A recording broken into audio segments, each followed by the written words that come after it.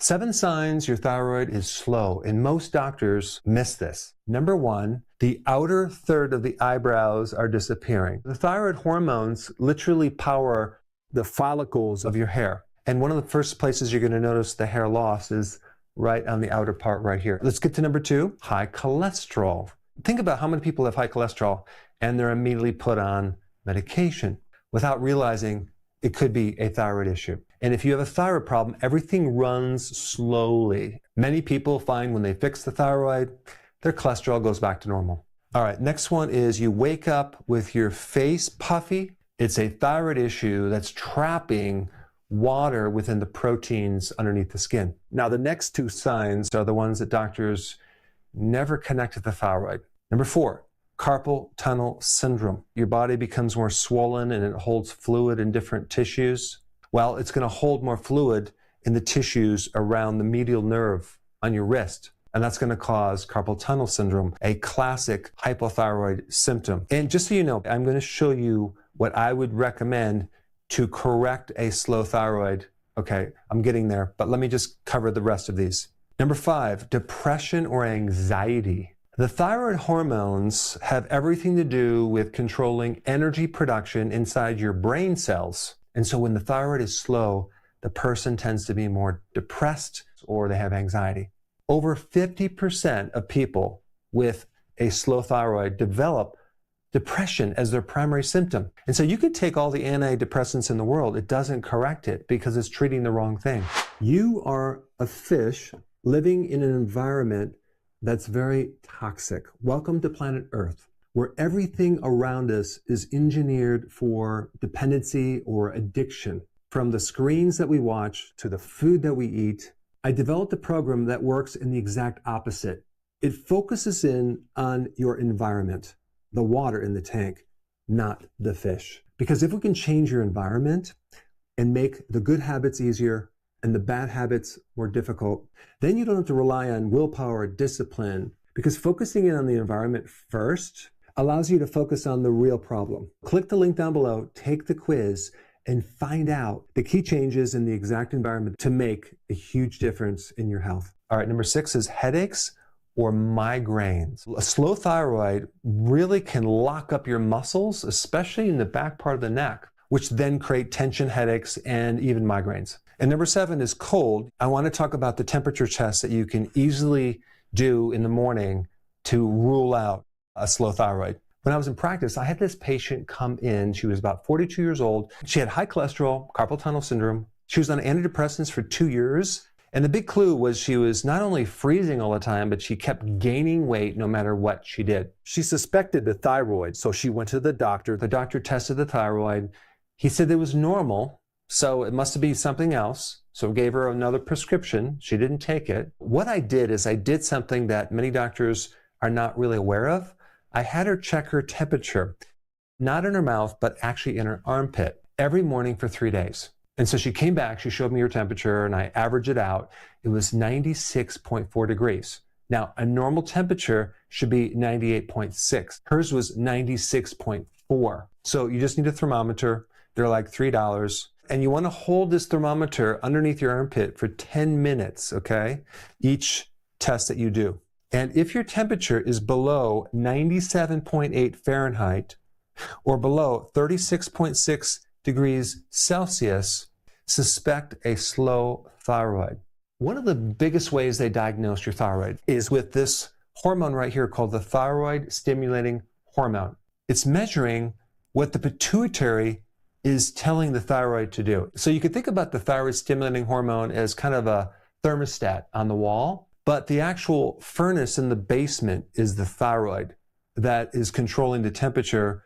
48.5% of the people tested with a subclinical low thyroid, they were diagnosed incorrectly. And they also found 31.2% that were diagnosed with slightly elevated thyroid hormones were found normal. And I'll tell you, out of all the things that you could do to a patient, the worst is misdiagnosing them, because here they are prescribing medication when they really don't need it. Typically, the thyroid hormone is between 0.5 and 4.5. But if you're like over 60, it can actually go much higher. If you're female, it can go higher. If you're white versus black, it can be a little bit higher. So a lot of people ask me, what supplements do I recommend? Now, of course, I'm not biased of my own high-quality supplement line, but if you go to Amazon and type Dr. Berg supplements, you'll find more information. So now the question is, what do you do if you have a slow thyroid? Let's get to that next. So if you're ever going to test the thyroid, make sure you get a complete thyroid panel. Yes, you can check thyroid stimulating hormone, but don't just go by that. Also look at free T4, free T3. And by the way, T4 is the inactive thyroid hormone. T3 is the active form of the thyroid hormone, and it has to be converted. Many people just can't convert T4 to T3. 90% of the time with a hypothyroid condition, you will have thyroid antibodies. These are immune cells that are attacking your own thyroid, okay? Over 90% of the time, this is going to show up. And if this does show up, you have Hashimoto's. If you don't have these antibodies and you just have, hypothyroidism, then the protocol is going to be a little bit different. So let's start with the most common Hashimoto's. The trace mineral that I would highly recommend is going to be selenium. Selenium has been found to decrease these antibodies, also help you convert T4 to T3. And I would recommend taking 200 milligrams per day. I'm also going to recommend vitamin D3. I would recommend at least 30,000 IU per day. Why? Because vitamin D is one of the most powerful things to help with an autoimmune case.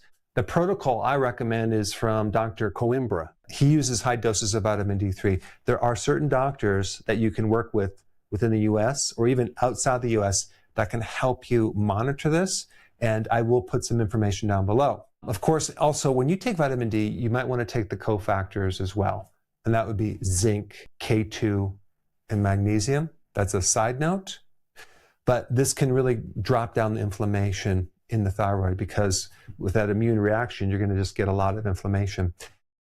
Removing gluten from your diet is going to be super important. And also, to reduce even more inflammation, you want to do intermittent fasting. Let's switch over here. Let's say you don't have these antibodies. It's just a hypothyroid case.